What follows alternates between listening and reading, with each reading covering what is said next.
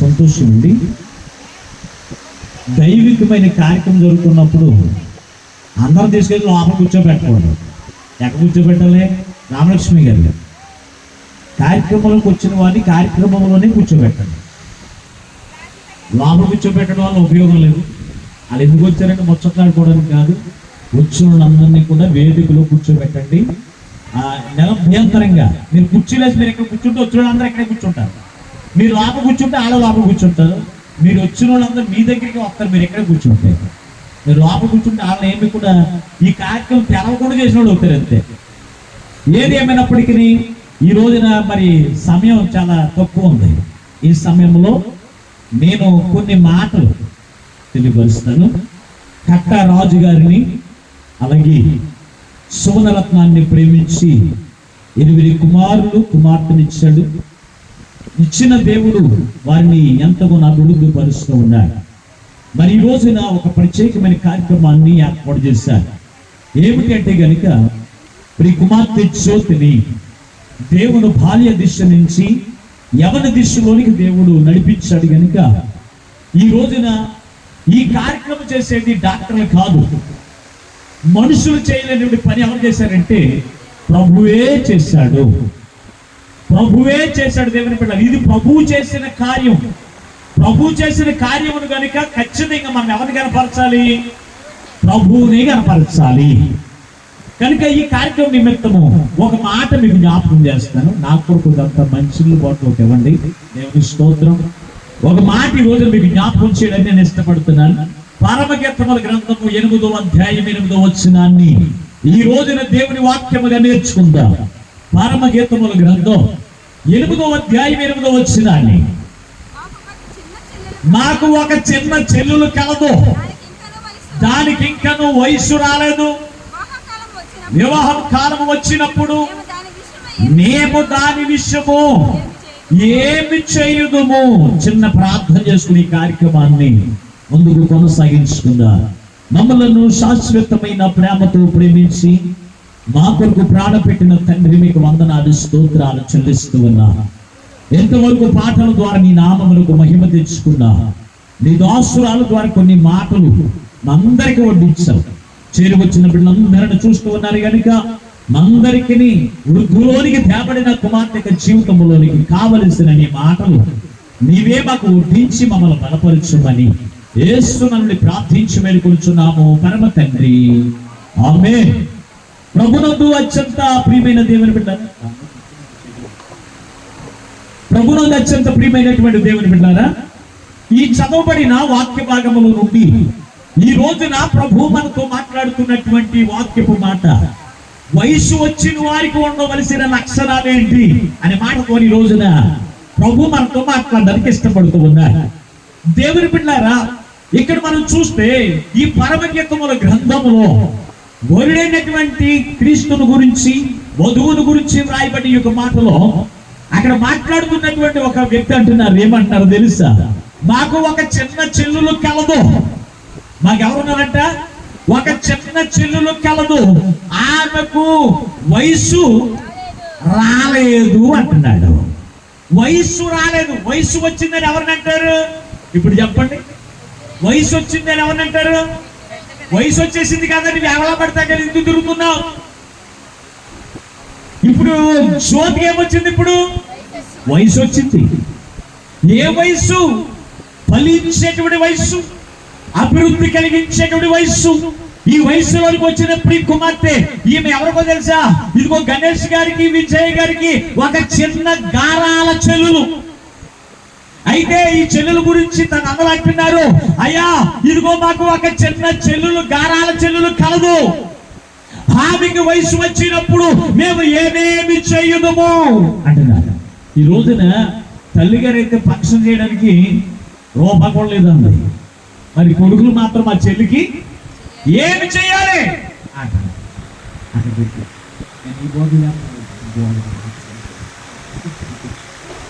ఏం తీసుకురమ్మని ఇక్కడ మనం చూస్తే కనుక వీళ్ళందరి పిల్లలు ఇదిగో మా చెల్లికి మేము ఏమైనా సరే చేయాలి అని ఆలోచన కలిగి వృద్ధులోనికి తేబడిన నా చెల్లెల్ని బట్టి నేను దేవుని గణపరచాలని విజయ్ అలాగే గణేష్ గారి యొక్క కార్యక్రమాన్ని ఏర్పాటు చేశారు.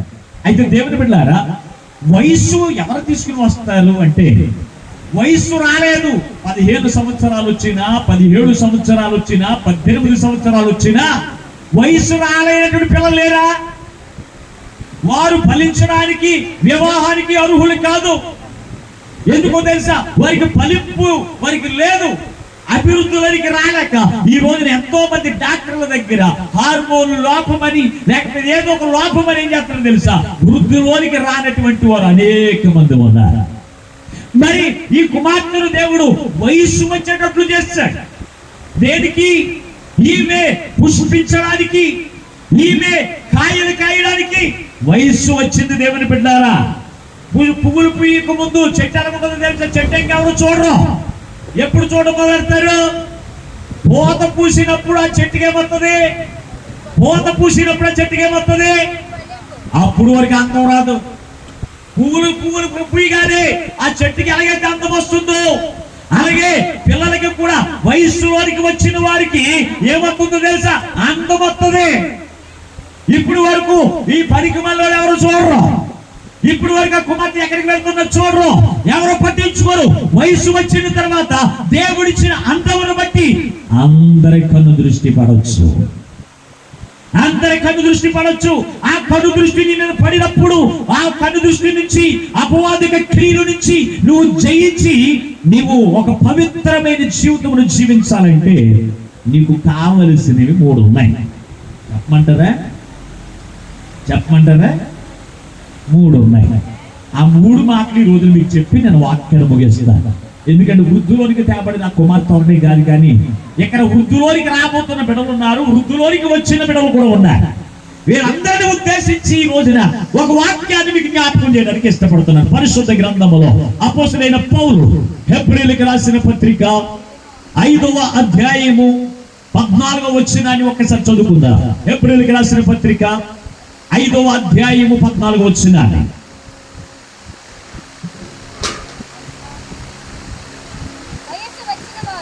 వయస్సు వచ్చిన వారు అభ్యాస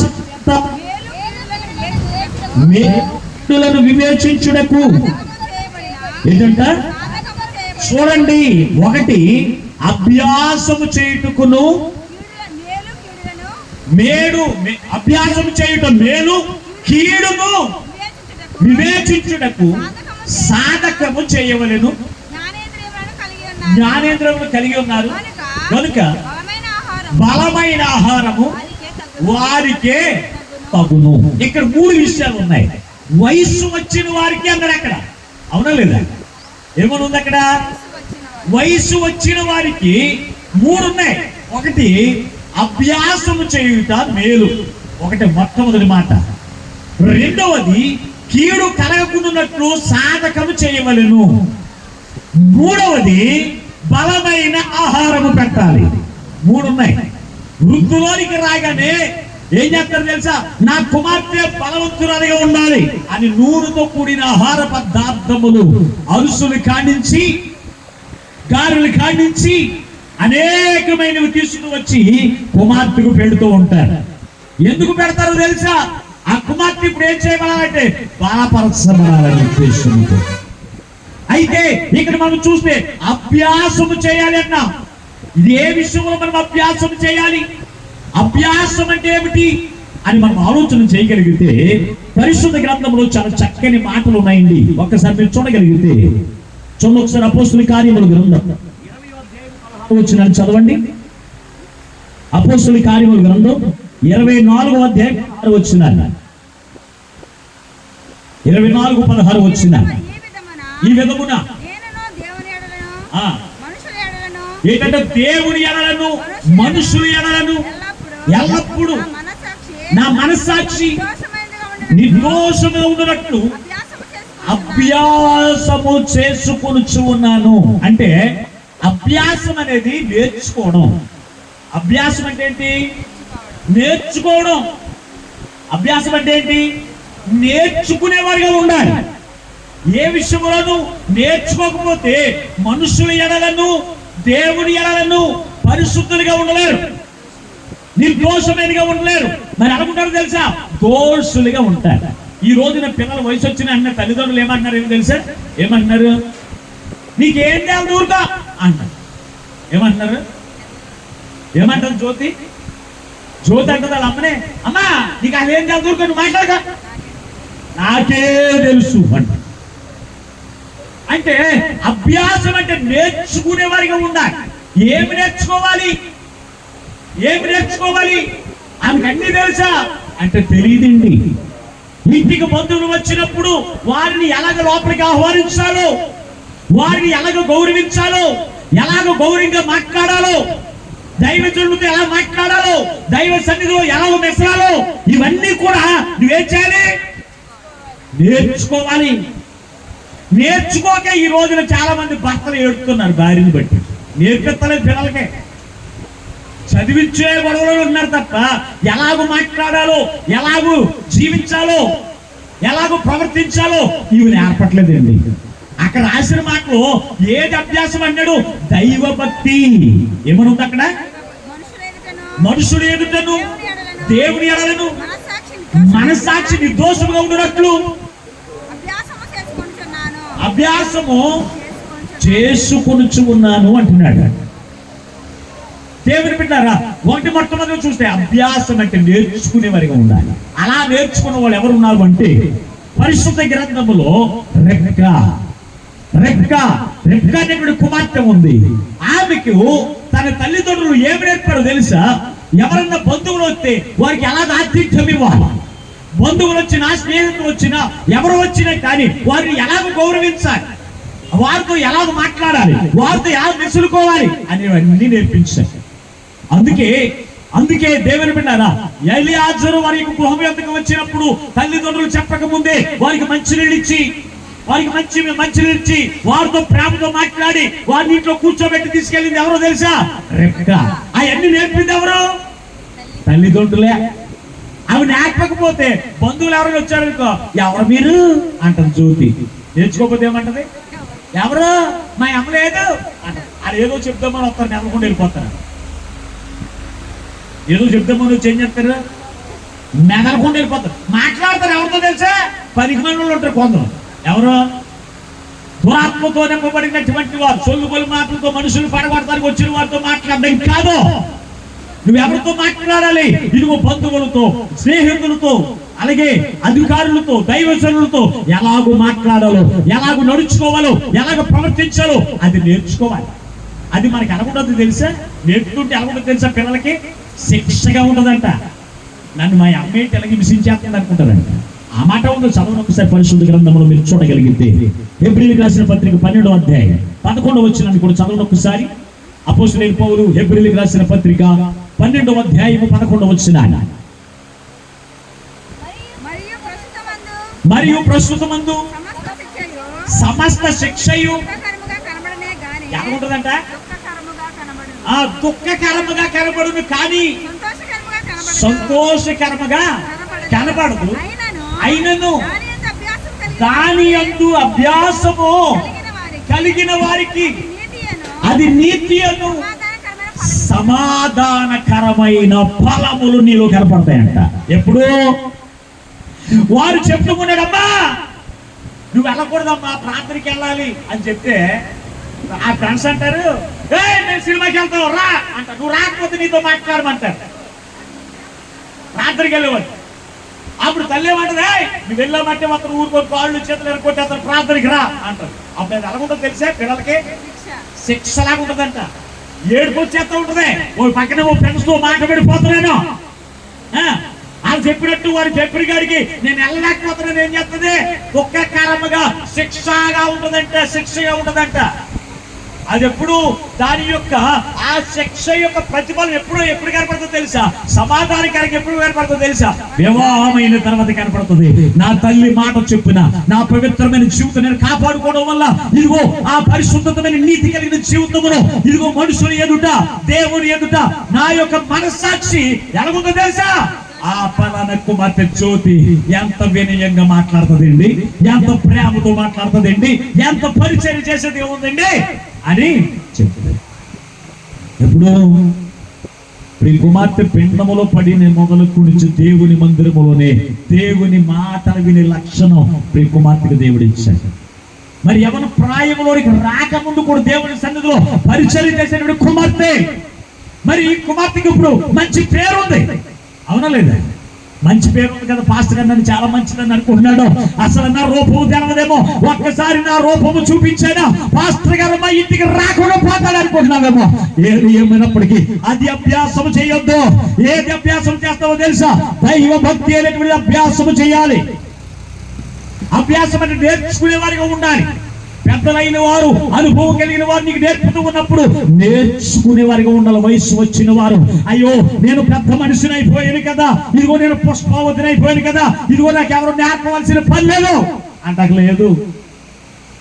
ఏమంది? వయసు వచ్చినప్పుడు వారు ఏం చేయాలంట? వారికి మేలు కలుగునట్లు వారి అభ్యాసం చేయవలెను. రెండవది, కీడులోనికి పడకుండా ఏం చేయాలంటే, కీడులోనికి పడకుండా వారి సాధనము చేయాలంట. సాధనం అంటే ఏంటి? రోజు ప్రాక్టీస్. సాధనం అంటే ఏంటి? కరాటే వచ్చేవాడేమో కరాటే సాధనం చేయాలి, కత్తి యుద్ధం వచ్చేవాడు కత్తి యుద్ధం చేయాలి. అలాగే ప్రియ కుమార్తె ఏది సాధనం చేయాలి అంటే, కత్తించుకుని తిరగడం, కర్రించుకుని పాస్టర్ గారు కాలర్ కొడదాం, ఇవి కాదు నేర్చుకోవడం, ఇవి కాదు సాధన చేయవలసింది. సాధన చేయవలసింది ఒకసారి మీరు పరిశుద్ధ గ్రంథంలో తిమోతికి రాసిన పత్రిక, మొదటి పత్రిక 4వ అధ్యాయం 7-8 వచనాలు ఒకసారి చదువుకుందాం. తిమోతికి రాసిన మొదటి పత్రిక 4వ అధ్యాయం 7-8 వచనాలు. అపవిత్రమైన ముసలమ్మ ముచ్చట్లను విసర్జించి దైవ భక్తి విషయములో నీకు నీవే సాధకం. ఏం సాధకం చేయాలి? ముసలమ్మ ముచ్చట్లు సాధకం కాదు. కొంతమంది చిన్నపిల్లలు ఎక్కడ కూర్చుంటారు తెలుసా? ఎక్కడ కూర్చుంటారు? పెద్దోళ్ళు ఏదో మాట్లాడుకుంటారు, ఏదో వాళ్ళ బాధ సాధనలు మాట్లాడుకుంటారు, వీళ్ళు ఏదో పక్కన కూర్చుంటారు, వాళ్ళ మాటలే అలాగేంటి అంటే అదేంటి? సాధకం నేర్చుకోవడం, ప్రాక్టీస్ చేయడం. మరి ఇది సాధకం చేయమన్నాడా? మరి ఏమన్నాడు?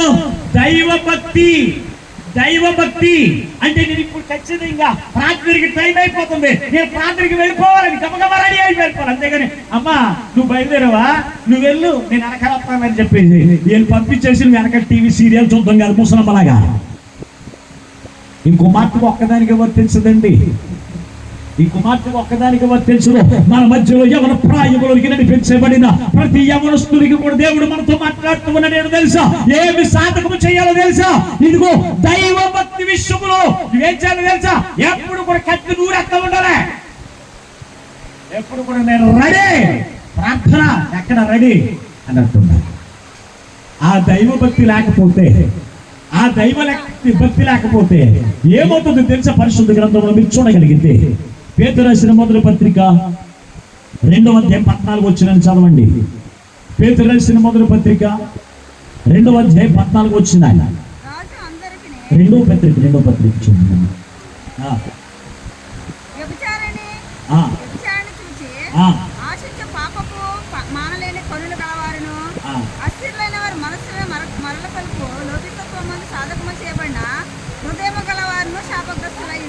ఏంటంటది? ఏం సాధకం అది? ఏం సాధకం? పాపము మానలేని కన్నుల గలవారిని చూచి నీవు సాధకము చేయకు అన్నాడు. ఇక్కడ కూడా సాధకం అంటే ఇంకోటి నేర్చుకోవడం ఏంటి తెలుసా? పరిశుద్ధ గ్రంథంలో ఒక స్త్రీ ఉంది, ఆమె పేరు అమ్మగారు తెలియపరిచారు ముందు ఏనా. ఆమెకు అన్నలు ఎంతమంది అంటే 12 మంది అన్నలు.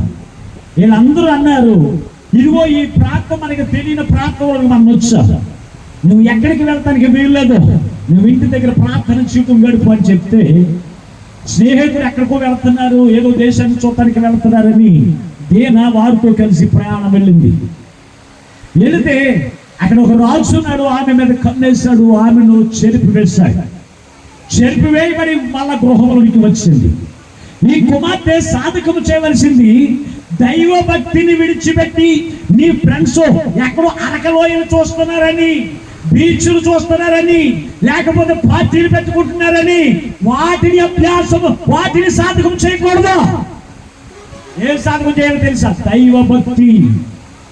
దైవభక్తి విషయంలో నువ్వు సాధకం చేయగలిగితే, దైవభక్తి నువ్వు నేర్చుకుంటేనంట నీవు పెద్దదానివైన తర్వాత ఇంకా ఆ యొక్క నీకు ఎదుగుతూ ఉన్నప్పుడంట అది నీకు నీతిగా కనపడుతుంది.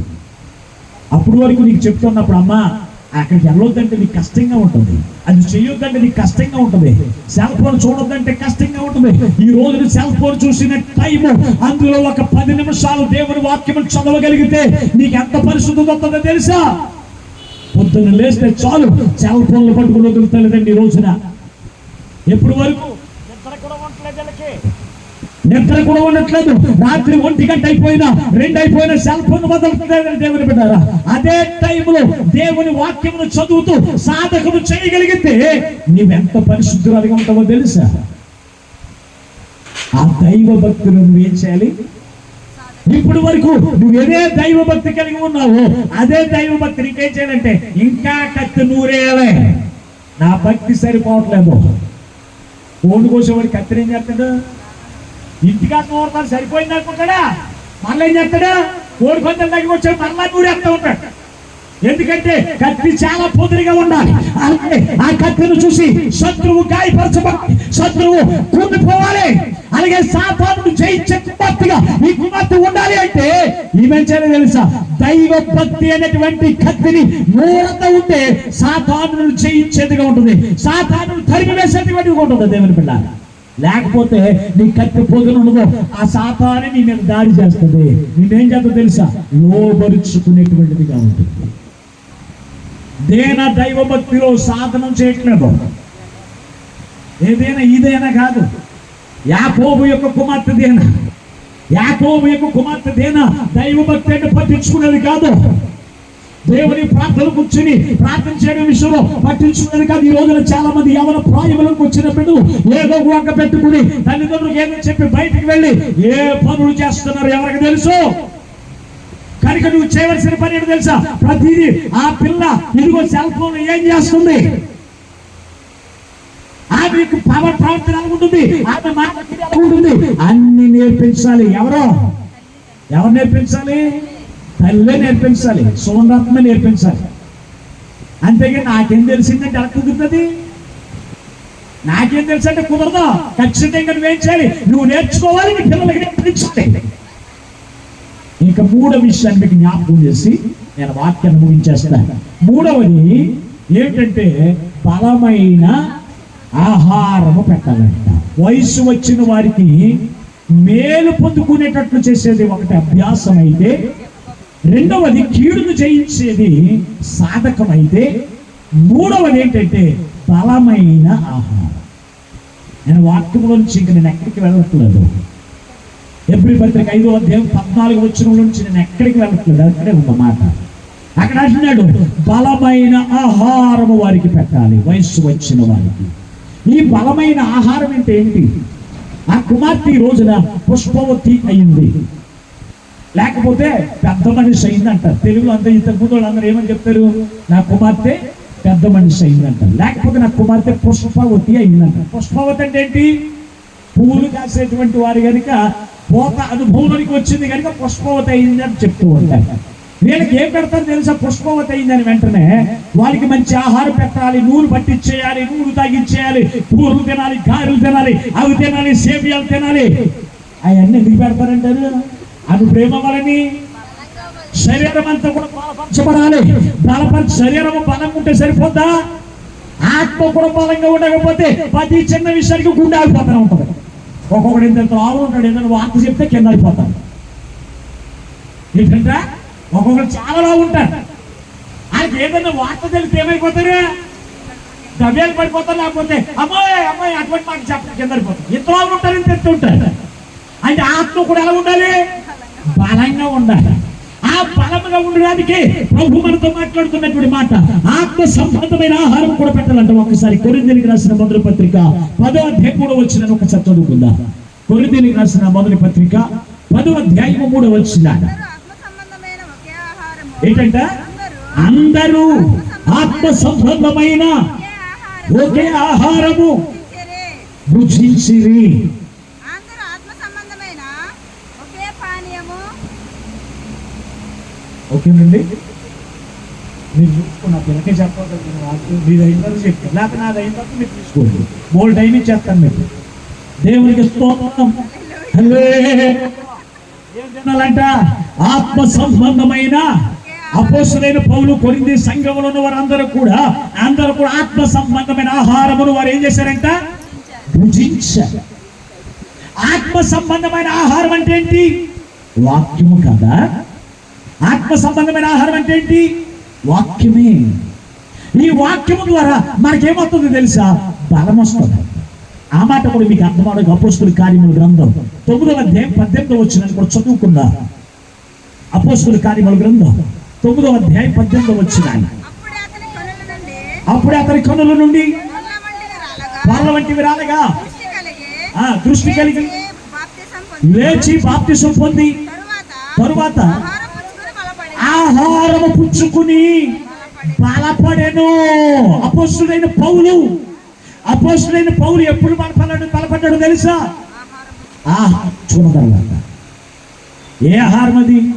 ఇంతకుముందు ప్రతి చిన్న సమస్యకు భయపడేవాడు, చిన్న కష్టాలకు భయపడేవాడు, చిన్న శోధనకు కూడా భయపడేవాడు. ఎప్పుడైతే దేవుని యొక్క వాక్యమైనటువంటి పరలోక సంబంధమైన వాక్యాహారము భుజించడం ప్రారంభించాడు, అపోస్తలుడైన పౌలు ఎలా మారిపోయాడు తెలుసా? సింహం వలె మారిపోయాడంట. ఎన్ని శ్రమలు వచ్చినా అసలు డోంట్ కేర్, ఎన్ని అవమానాలు వచ్చినా డోంట్ కేర్, ఎన్ని ఇబ్బందులు వచ్చినా అసలు నేను లెక్క చేయను అంటే ఎప్పుడు తెలుసా? ఆత్మ సంబంధమైన బలమైన ఆహారం భుజించడం వల్ల. ఈ రోజున సువర్ణరత్నం ప్రతి చిన్న విషయానికి కూడా బెదిరిపోతూనే ఉంటుంది. మాట్లాడితే అది బాబోయ్ ఏం చేయండి ఎంత శ్రమ ఉందని ఏడ్చేస్తూ ఉంటుంది. అంటే వీరికి ఏ బలం లేదు? ఆత్మ బలం లేదు. ఆత్మ సంబంధమైన ఆహారం తిన్నవారు అపోస్తలుడైన పౌలు వలె సింహం వలె మారిపోవాలి. దేవుని పిల్ల. ఎప్పుడైతే ఈ కుమార్తె భార్య నుంచి కూడా దేవుని యొక్క వాక్యాహారం పూజించడం ప్రారంభించిందో, ఈ వాక్యాహారం బట్టి ఏమవుతుంది తెలుసా? ఆత్మ ధైర్యపరచబడుతుంది, ఆత్మ బలపడుతుంది. వివాహమైన తర్వాత ఎన్ని శ్రమలు వచ్చినా, ఎన్ని కష్టాలు వచ్చినా, ఎన్ని అవమానాలు వచ్చినా దేవునికి స్తోత్రం అనుకోవడం తప్ప దేనికి భయపడకుండా ఉండాలి అంటే ఈ కుమార్తెకి ఏం కావాలి? వాక్యాహారము కావాలి. బలమైన ఆహారం ఏంటి తెలుసా? వాక్యాహారమే. ఆ వాక్యాహారం చేతనే ప్రతి మానవుడు, యవనస్తులు తన నడత సరి చేసుకుంటారండి. యవనస్తులు తన నడత సరి చేసేది ఈ లోకంలో ఏ గ్రంథమైన ఉందంటే ఏది లేదు, ఒక జీవ గ్రంథము తప్ప. ఆ జీవ గ్రంథంలో వాక్యము చేత ఈ కుమార్తె బలపరచబడుతూ ఆ వాక్యాహారం కొరకు ఆశ కలిగి, ఆకలి కలిగి, ఎప్పుడు దేవునికి సన్నిధికి వెళ్ళి దేవుడిచ్చిన ఆత్మ సంబంధమైన ఆహారం పూజించుందిరా అనేటువంటి ఆశ జ్యోతి కలిగి ఉండాలి. ఇక్కడ ఉన్నవారు అందరూ కలిగి ఉన్నారు. అప్పుడే ఏళ్ళ బలవంతులు. అంతేకాని బిర్యానీలు తినేసేసి, యాభై మాసాలు తినేసేసి, ఆ మాసాలు తినేసి ఈ మాసాలు తినేస్తే బలవంతులు ఎందుకు అవుతారు? మాసాలు తిన్న వాళ్ళందరూ బలవంతులు బలహీనలా మాట్లాడండి. మాంసం తిన్న వాళ్ళందరూ బలవంతులు అనుకుంటున్నారా, బలహీనలు అనుకుంటారా? బలహీనలే. వాళ్ళు ఎక్కువ హాస్పిటల్కి వెళ్తారు. దేవుని స్తోత్రం. మాసాలు తిన్న వాళ్ళు ఎవరు గుడికోమని హాస్పిటల్కి వెళ్ళరు. కనుక ఏ ఆహారం గురించి చూడాలి తెలుసా? ఇది ఆత్మ సంబంధమైన వాక్యాహారం. అపోస్తలుడైన పౌలు బాప్తిసం పొందక ముందు ప్రతి దానికి భయపడుతున్నటువంటి వాడే ఆత్మ సంబంధమైన ఆహారం ఎప్పుడైతే పుచ్చుకున్నాడో బలపరచబడెను. ఈ కుమార్తె కూడా ఈ రోజు ఈ వాక్యము చేత బలపరచబడి ఈమె తర్వాత ఆమె ఫలింపులోకి వచ్చినప్పుడు ఖచ్చితంగా ఈ దేనికి కూడా బెదరక, దేనికి భయపడక ఆమె ఉండాలి అంటే దేవుని వాక్యం అనేటువంటి బలం ఉండాలి, ఆహారం ఉండాలి. 3 విషయాలు చెప్తాను. ఒకటి, నాకు ఒక చిన్న చెల్లెలు కలదు, ఆమెకు వయస్సు వచ్చినప్పుడు నేను ఏమేమి చేయుదునా అనుకున్నాను అనే మూల వచనంలో నుంచి వయస్సు వచ్చిన వారికి కావలసిన 3 మాటలు మీకు నేర్పించాను. ఒకటి, అభ్యాసము చేయాలి, నేర్చుకోవాలి. ప్రతి విషయాలు పెద్దలతో ఎలా మాట్లాడాలి, దైవజనులతో ఎలా మాట్లాడాలి, ఎవరికి ఏ పరిచర్య చేయాలి, ఏం చేయాలి, పెద్దోళ్ళకి పరిచర్య ఎలా చేయాలి, దైవజనులకి పరిచర్య ఎలా చేయాలి, నీవు నేర్చుకుంటే అవి నేర్పుతావు. కొంతమందికి ఆలకైనా దేనికైనా నేర్పుతారు. కొంతమంది పెళ్ళికి పిలుస్తారు, అన్నింటికి పిలుస్తారు, కార్యక్రమం అంతా అయిపోయిన తర్వాత పాస్టర్ గారిని వదిలేస్తారు. ఈ పాస్టర్ గారు కుర్చీలన్నీ నెట్టుకోవాలి ఏంటి భోజనాల దగ్గర. పరిసర గారికి అయిపోతుంది అవసరం తీరిపోయిందని వదిలేస్తాం. ఈ పాస్టర్ గారు ఏం చేయాలి? కుర్చీ ఎక్కడ కూర్చోవాలి, ఎక్కడ అందరూ ఆమెతో. ఎంత అవమానకరమైన పనులండి. దైవజనులకు పరిచర్య ఎలా చేయాలి? నీ పెద్దల బంధువులు, నీ స్నేహితులు ఎవరన్నా వారి ఇంటికి వచ్చినప్పుడు వారికి పరిచర్య ఎలా చేయాలి? వారికి మంచినీళ్ళు తాగుతావా? అమ్మా ఇదిగో మా అమ్మగారు ఇప్పుడే బయటికి వెళ్ళి వచ్చే వారికి కూర్చోండి, ఇదిగో ఒక మంచినీళ్ళు తాగండి అని చెప్పి వాళ్ళని ఏం చేయాలి? గౌరవించాలి. అంతేకాని ఇదిగో మా అమ్మ లేదండి అని చెప్పి పక్కన మంగళ ఇంటికి పరిగెత్తుకెళ్ళిపోవడం కాదు. ఏం చేయాలి తెలుసా? గౌరవించేటువంటి వారికి నేర్చుకోవాలి. రెండవది దైవ భక్తిని సాధకం చేయాలి. ఏ భక్తి? ఏ భక్తి? దైవ భక్తి. కొంతమంది కూతురు భక్తి సాధకం చేస్తారు. ఏ భక్తి అది? జగతిచ్చేస్తూ ఉంటారు తల్లిదండ్రులు, వాళ్ళ బట్టి అది నేర్చేసుకుంటారు. వెనక సాధకం వచ్చి అంతకన్నా కూతురు మారైపోతారు. అవి కాదు. మూడవదిగా బలమైన ఆహారం. ఏ ఆహారం? ఆత్మ సంబంధమైన ఆహారం చేత కుమార్తె బలపరచబడి సాతానును జయించి ఆమె యొక్క పరిశుద్ధమైన జీవితాన్ని బట్టి దేవునికి మహిమ తెచ్చే బిడ్డగా మనుషులందరి ఎదుట ఆమె పవిత్రురాలైనటువంటి కన్యకగా ఉండేటువంటి జీవితమును ఆ పరిశుద్ధాత్మ దేవుడు వృద్ధులోనికి తేబడిన సోది తన యొక్క కుటుంబానికి, తన యొక్క జీవితానికి దేవుడు అనుగ్రహించి ఆయనే మహిమ పొందును గాక. ఆమేన్. ప్రార్థన చేద్దాం. మహోన్నతుడా, మహాగణుడా, మీకు వందన. ఎంతవరకు కొన్ని మాటలు నీవే నీ వాక్యముల నుంచి మాతో మాట్లాడావు. వ్యక్తపడిన మాటలు తండ్రి వృద్ధులోనికి తేబడిన ప్రతి కుమార్తె యొక్క జీవితంలోను, వృద్ధులోనికి నడిపించబడిన ప్రతి వారి యొక్క జీవితంలోను నీవే అనుగ్రహింపజేసి మీరే మహిమను పొందమని మాతో మాట్లాడి మమ్మల్ని బలపరిచిన యేసు నుండి ప్రార్థించి వేడుకొనుచున్నాము పరమ తండ్రి. ఆమేన్. దేవునికి స్తోత్రం. హల్లెలూయా. చాలా సంతోషమండి.